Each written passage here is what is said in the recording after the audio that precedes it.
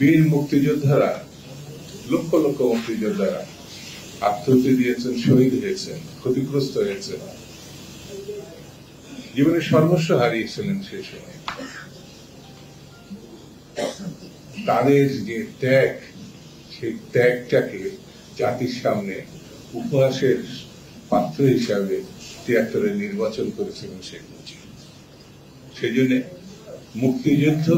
মুক্তিযোদ্ধাদের যে অহংকার ইতিহাস, তার সঙ্গে শেখ মুজিবের কোন সম্পর্ক ছিল না, কোন সম্পর্ক ছিল না।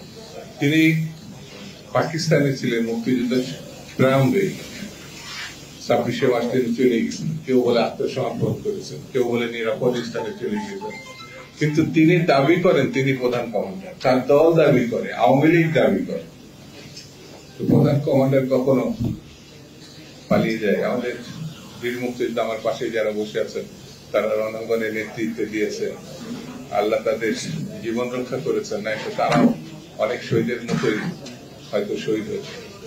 শেখ মুজিবের শহীদ হওয়ার কোন সুযোগ ছিল না।